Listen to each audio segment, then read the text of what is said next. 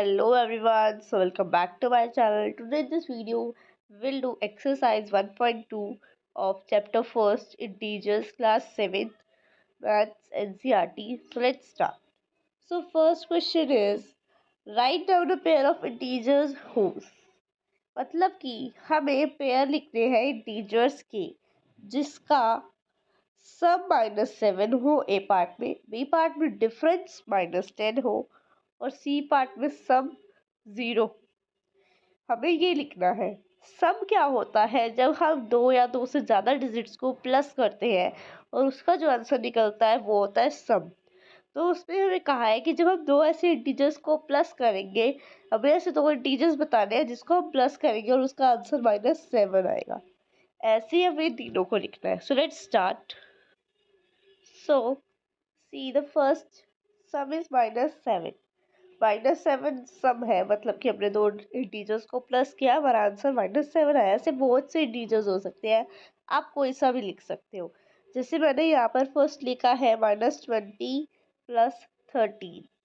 तो -20 जो है वो एक माइनस का इंटीजर है और 13 एक पॉजिटिव इंटीजर है। बीच में प्लस का साइन लगाया है। अभी हमें इसमें ये नहीं देखना कि हम प्लस माइनस माइनस या प्लस प्लस, ये नहीं करना। बस ये होना चाहिए कि अगर यहाँ पर लिखा है सब है तो बीच में प्लस का साइन होना चाहिए, डिफरेंस लिखा है तो माइनस का साइन होना चाहिए।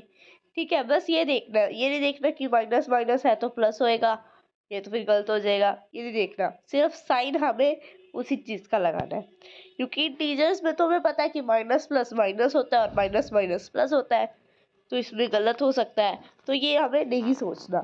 ठीक है, अब यहाँ पे माइनस प्लस माइनस हो जाता है और जब हम 20 में से 13 को माइनस करते हैं तो हमारा आंसर आता है 7। 7 आ गया आंसर। अब जो 20 है वो माइनस का है, तो यहाँ पर हम लिखेंगे -7। क्लियर? वैसे हम एक और लिख सकते हैं। यहाँ पर मैंने एक और एग्जाम्पल यहाँ पर आपके लिए लिखा हुआ है, -8 + 1। ये बहुत इजी है। माइनस प्लस माइनस, 8 में से 1 गया 7। अब 8 बिगर है और कौन सा है माइनस का, तो -7। Clear? So B part is difference is -10। अब डिफरेंस क्या होता है? डिफरेंस जब हम दो डिजिट्स को माइनस कर देते हैं तो उसका जो आंसर निकलता है उसको हम बोलते हैं डिफरेंस। ठीक है, अब यहाँ पर हमें एक पेयर लिखना है इंटीजर्स का जिसका डिफरेंस क्या हो, -10 हो। ऐसे बहुत सारे हो सकते हैं, उनमें से एक हमने यहाँ पर लिखा है -11 -1।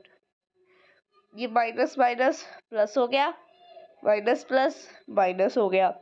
ठीक है, अब 11 में से 1 को हमने माइनस कर दिया तो हमारा आंसर आ गया 10। 10 आंसर आया।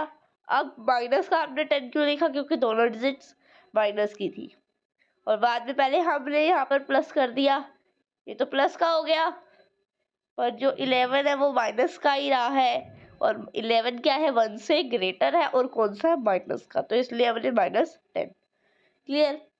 सी पार्ट इज सम इज 0। जो सम है वो 0 है, मतलब दो डिजिट्स को प्लस करेंगे, दो इंटीजर्स को प्लस करेंगे जिसका सम हमारे पास 0 आएगा। सो ऐसे भी बहुत सारे हो सकते हैं, उनमें से मैंने एक लिया है -1 + 1। एक माइनस का वही डिजिट और एक प्लस की वही डिजिट। अगर हम दो सेम डिजिट्स ले लेंगे अलग अलग इंटीजर्स की तो जो उसका सम आएगा वो 0 ही आएगा। प्लस माइनस, -1 में से 1 गया 0। क्लियर? 2 3 -2 +2 -3 +3, जितना मर्जी ले सकते हो आप, बट आंसर जो कि है 0 ही आएगा, क्योंकि 0 एक ऐसी डिजिट है, ना ही वो पॉजिटिव इंटीजर है ना ही वो नेगेटिव है। So this question is completed here. If you have any of the query, you can comment me in the comment box. Okay, bye bye.